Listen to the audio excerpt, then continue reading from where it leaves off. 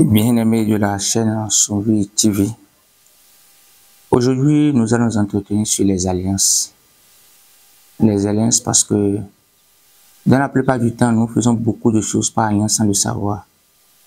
Et l'alliance se définit comme un acte pris entre deux parties dans lequel les deux sont appelés à avancer en respectant des principes de part et d'autre. Il y a des alliances qui sont des alliances volontaires ou des alliances involontaires. Et en termes d'alliance, nous allons remarquer que déjà depuis la création, Dieu avec le premier homme a tissé une alliance avec ce dernier. Mais l'alliance n'a pas été respectée. Il lui a parlé, espérant qu'il va respecter son engagement, parce que c'est dans ce respect-là que viendra la suite. Mais malheureusement, l'homme s'est détourné de la volonté de Dieu. Et donc, il a brisé en quelque sorte l'alliance avec Dieu. Cette situation va provoquer une colère. Et Dieu va se retrouver trahi dans son alliance avec l'homme. Cela va donner lieu à beaucoup de situations, des séries d'événements dans lesquels nous avons la transformation spirituelle où Dieu a voulu rappeler l'homme, ramener l'homme dans la nouvelle alliance d'Abraham, ou bien nous parlons déjà de Noé, Joseph, etc., tout ce que nous voulons, jusqu'à Jésus-Christ, la nouvelle alliance. Nous allons constater que Dieu, en parlant, rappelle toujours des exigences. Et quand on parle d'alliance, par exemple, je prends un homme et une femme qui se mettent ensemble, c'est comme une alliance. Ils sont dans une alliance de vie conjugale. Il y a des alliances que nous retrouvons aussi qui sont des alliances physiques. C'est comme quelqu'un qui doit travailler dans une structure à qui le patron doit payer un salaire.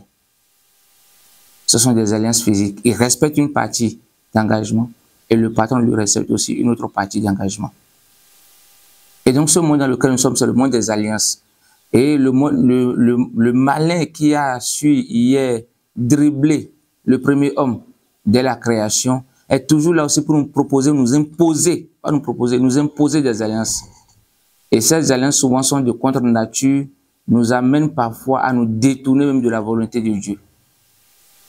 C'est pourquoi nous allons voir déjà dans le livre de Exode, dans le livre d'Exode 19, du verset 5 au verset 5, qu'est-ce qu'il nous dit là? Exode 19, verset 5. Exode 19, verset 5, voici exactement ce qu'il nous dit. Maintenant, si vous écoutez ma voix, et si vous gardez mon alliance, vous m'attendez entre tous les peuples, car toute la terre est à moi. Vous serez pour moi un royaume de sacrificateurs et une nation sainte. Voilà ce que l'Éternel dit aux enfants d'Israël à un moment donné. Il leur dit, s'ils écoutent et mettent en pratique sa parole, c'est ça l'alliance. Il demande un engagement de leur part avant de pouvoir honorer sa part. Et donc, nous devons comprendre que chaque chose que nous faisons, nous devons nous reconnaître que nous sommes dans une alliance et il faut respecter notre accord, notre partie, l'engagement que nous avons pris, du moins de part et d'autre. Nous devons respecter cela. La plupart du temps, nous sommes pris aussi dans le coup, pas des situations peut-être limitées, où nous sommes plongés dans des alliances de contre-nature. Et ces alliances-là, il y a beaucoup de personnes, nous allons apprendre dans le monde aujourd'hui, qui sont dans des réseaux, etc. C'est des alliances. Ce sont des alliances du moins que nous devons apprendre à mieux discerner avant de s'y engager. Beaucoup se sont retrouvés dans des alliances dont ils n'ont même pas espéré qu'ils prenaient. Et c'est bien après qu'ils ont compris que tel acte qu'ils posaient, c'était une alliance qui tissait déjà. Les alliances, par exemple, qui s'imposent à nous, nous n'avons pas dans les cas où nous sommes dans des situations d'ordre social, où nous avons des difficultés à s'en sortir, et on se dit, voilà, c'est telle condition qui nous permettra d'évoluer. Et on se laisse aller dans une sorte d'alliance, et après on se rend compte que ce que nous venons de faire va nous coûter très cher, ou commence par nous coûter très cher. Quand je prends par exemple l'être humain, l'homme et la femme, c'est deux êtres. Et lorsqu'il y a la liaison sexuelle qui intervient entre l'homme et la femme, ça entre déjà dans une alliance. Ce n'est pas quand l'homme se lève pour aller doter la femme qu'il y a d'alliance. Ce n'est pas quand la femme est rentrée dans la maison de l'homme qu'il y a d'alliance. Mais à partir du moment où il y a l'acte sexuel entre l'homme et la femme, il y a d'alliance. Donc, Quel est ce genre d'alliance que nous avons souvent? Nous avons des alliances que nous n'arrivons pas à contrôler. Et c'est pourquoi vous allez voir que déjà au niveau du livre de Hébreux, Dieu va nous parler aussi à ce niveau-là, pour nous rappeler à travers le prophète, l'apôtre, ce que nous devons faire. Quelles sont les alliances que nous tissons? Et c'est pourquoi vous allez voir dans la vie de beaucoup de personnes parler d'esprits maléfiques qui manipulent d'autres personnes. Il y a par exemple pas souvent dans notre jargon du beaucoup du mamiwata, du vaudou dans, etc. Plein de fétiches, d'esprits qui prennent le contrôle de la vie de ces personnes-là parce qu'ils sont sous l'emprise d'une alliance dont ils ignorent. Ces alliances viennent souvent peut-être parce que nous avons circulé la nuit à une heure peut-être indue. Nous avons préparé un carrefour qui n'est pas conseillé. Nous avons dit des choses peut-être à des moments où il ne fallait pas le dire et les retombées ont créé cette alliance dans nos vies. Nous avons pris naïvement des engagements sans se rendre compte et c'est devenu autre chose dans notre vie. C'est comme un peu Esau et son frère Jacob. À un moment donné, Esau avait faim, il a demandé à son frère Jacob de lui donner à manger. Le frère Jacob lui a dit, si tu me cèdes le droit d'aînesse, ton droit d'aînesse, moi je te donne à manger. En le faisant, Esau n'avait pas compris qu'il était en réalité en train d'engager une alliance avec son frère. Il a pris ça comme un simple discours. Il a accepté effectivement qu'il paie, qu'il est d'accord de payer le droit d'aînesse. Et donc, l'autre lui a donné à manger, il a mangé. Et c'est quand il s'est agi maintenant de recevoir la prière de bénédiction de leur papa, c'est en ce moment que le frère a compris qu'il avait déjà acheté depuis sa gloire. Parce que juste pour le manger, il a cédé son droit d'aînesse. Également pour des questions d'émotion, des questions de sensations, nous cédons des situations, des choses dans nos vies sans se rendre compte, pas de simple alliance. Il suffit que par exemple quelqu'un se lève et va coucher avec peut-être la mauvaise personne et ça tisse une alliance de malédiction sur sa vie. Au même moment, il suffit qu'il croise encore une autre personne qui est la meilleure et il couche avec cette personne et ça tisse une alliance de vie et de prospérité dans sa vie. Donc nous devons faire beaucoup attention sur la plupart de ce que nous faisons. C'est pourquoi la Bible nous demande d'ajouter l'intelligence à la foi. Le truc, je ne sais pas de dire, je vais à l'église pour prier, ou bien je prie déjà chez moi. Mais il faut savoir aussi ce que nous faisons. Comment est-ce que nous les faisons? Quelles sont les alliances que nous tissons? Même dans nos amusements, dans nos discours, nos comportements même parfois attirent des alliances dans nos vies. Quand par exemple tu es menteur, tu es dans les duperies, tu fais de l'illusion, tu développes des comportements qui sont indignes selon la parole de Dieu, tu tisses une alliance avec cet esprit-là qui patronne ces comportements-là. À partir de ce moment, l'esprit agira dans ta vie, inévitablement. C'est pourquoi Jésus nous a dit de rechercher la vérité en toutes choses. Tout ce que nous faisons, de rechercher toujours la vérité. Et nous allons voir ici, dans le livre de Hébreux 13, du verset 20 au 21, voici ce qu'il nous dit. Que le Dieu de paix, qui a ramené d'entre les morts le grand pasteur des brebis, par le sang d'une alliance éternelle, notre Seigneur Jésus-Christ, vous rendre capable de bonnes œuvres pour l'accomplissement de sa volonté et fasse en vous ce qu'il y a agréable par Jésus-Christ, auquel soit la gloire au siècle des siècles. Amen.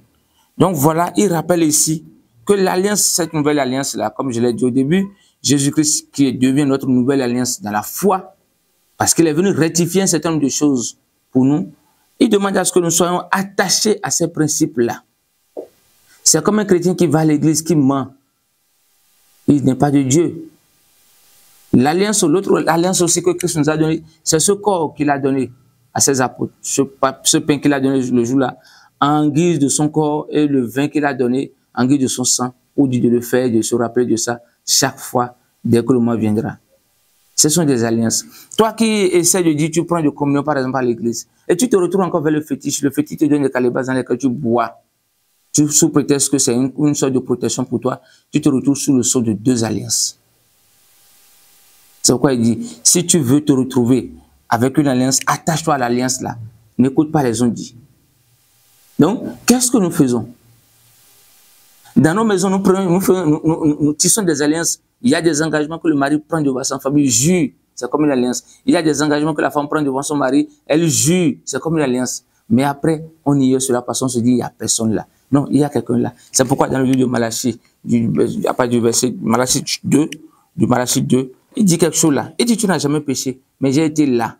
quand tu te retrouvais avec la femme de ton alliance? Pourquoi n'as-tu pas été fidèle à cette personne-là? Donc nous devons tout faire, et nous méfier par rapport à chaque acte que nous posons.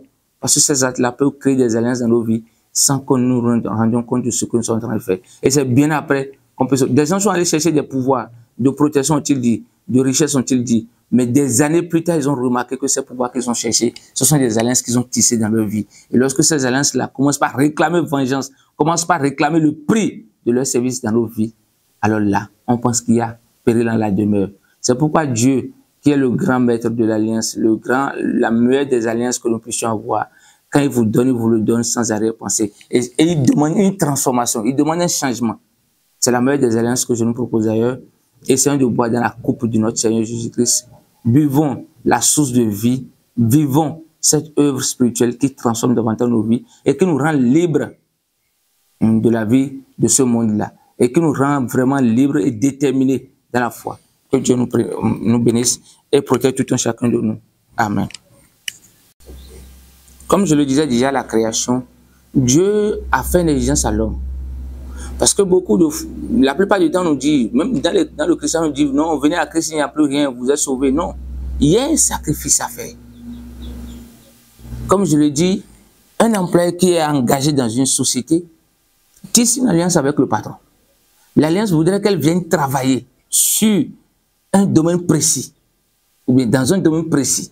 Et quand l'employé vient, cet employé fournit un service. À la fin du mois, ou selon le contrat qui est défini, le patron honore un engagement en retour en lui payant sa prestation. Et lorsque, à un moment donné, l'employé commence par constater que son patron n'est plus réglo dans l'alliance qu'ils ont, l'engagement qu'ils ont, l'employé peut se désengager. De la même façon, si le patron ne constate pas un service bien rendu de la part de son employé, il peut décider de rompre le contrat. De la même manière, lorsque nous nous retrouvons dans des alliances, par exemple, de contre-nature, ou des alliances même peu volontairement, qui à un moment donné se retrouvent contre nous, il y a une chose à faire, c'est de trouver la porte de sortie. Parce que vous voyez, dans nos familles aujourd'hui, il y a de ces alliances qui ont traîné des familles dans du gouffre. Des gens sont allés chercher des pouvoirs hier pour protéger la maison, ont-ils dit. Mais ces pouvoirs aujourd'hui ont comme ça agi contre la maison. Parce que les sacrifices, sur l'autre aspect qu'on n'a pas abordé, lorsqu'on est chrétien, on ne peut plus aller faire des sacrifices de sang. Le chrétien, celui qui se dit chrétien, n'a plus le droit de faire des sacrifices de sang. Quelqu'un qui est chrétien, qui vous dit qu'il va faire des sacrifices de sang, il n'est plus dans l'alliance de Jésus-Christ. Parce que cette alliance nous dit que le dernier sang a été versé déjà par Jésus-Christ. Et il n'y a plus un autre sang qui sera versé à part ce sang-là. Nous aurons des actions de grâce, nous aurons des gestes, nous aurons d'autres choses à faire, mais plus de sang à verser pour quoi que ce soit. Et vous allez voir que Dieu même dans les 10 commandements dit, tu ne te feras pas un autre Dieu à part moi. Et donc, à un moment donné, lorsque nous nous retrouvons bloqués, il faudrait déjà que nous commencions par rechercher la meilleure des alliances qui est celle de Dieu. C'est celle-là qui peut nous aider à nous dissocier de l'autre alliance. Parce qu'il y a des alliances que vous tissez, et à force de vouloir se libérer de cette alliance-là, les esprits qui sont la base même de cette alliance ne vous laisseront pas en paix. Ils vont vous renter. Ils vont vous fatiguer même si vous ne savez pas faire. Donc, il serait mieux de retrouver maintenant la puissance qui peut vous aider à vous débarrasser. La meilleure des puissances, c'est l'alliance avec Dieu.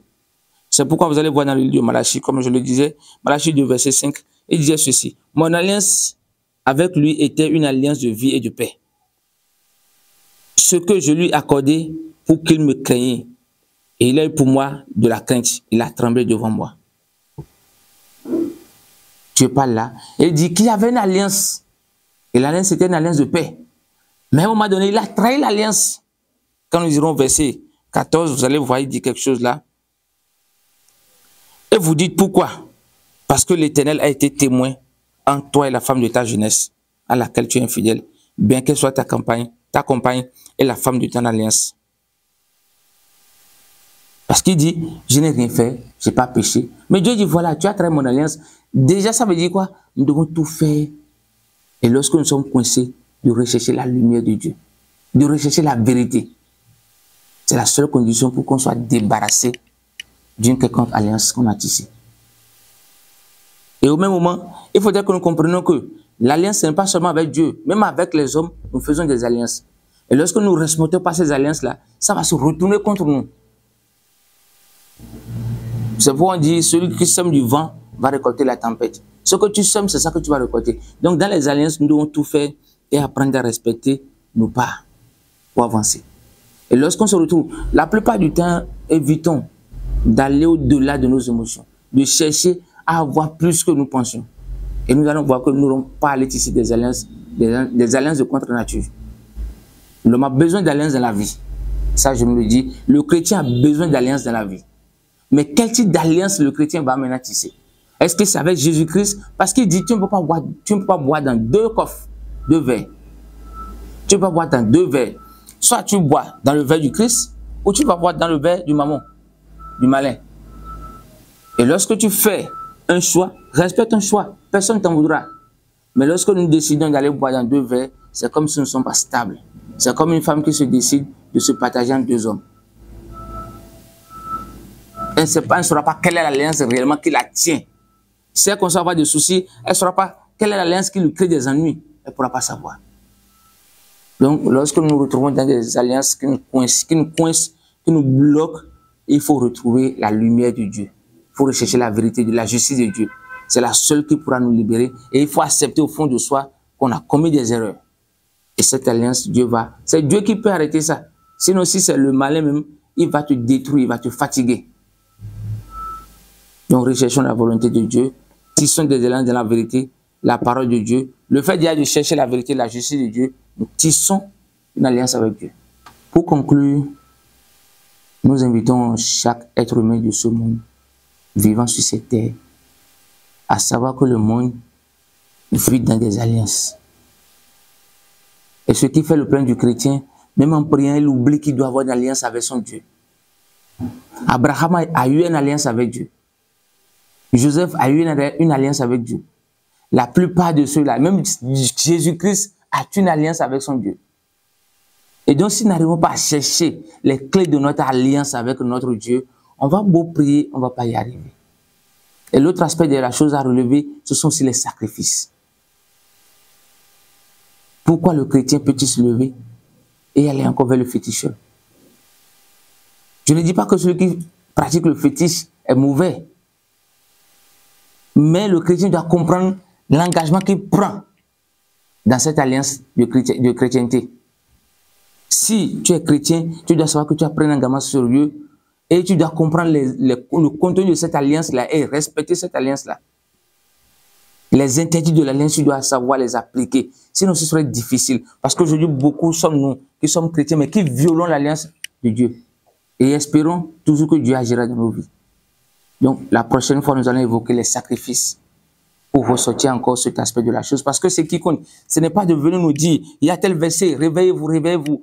Tout le monde se réveille, mais il y a des gens qui dorment. À cette occasion de la résurrection, je peux vous dire une chose, il y a beaucoup d'âmes d'êtres qui sont vivants. On voit des gens debout, circuler, mais en réalité, c'est des gens qui sont déjà morts. Ce sont des gens qui sont déjà morts spirituellement, qui ne vivent plus. Ces gens-là ne vivent plus sur la terre. On les voit marcher, ils vont, ils viennent, mais ils sont déjà morts spirituellement. Il n'y a plus d'espoir en eux, tout est détruit. Donc, à partir de la semaine prochaine, on va évoquer cet aspect aussi de la question pour nous permettre de nous éveiller davantage dans la foi, dans la marche au sein de la société, en tant que chrétien, en tant qu'être humain, recherchant la vérité et la justice de Dieu. Merci.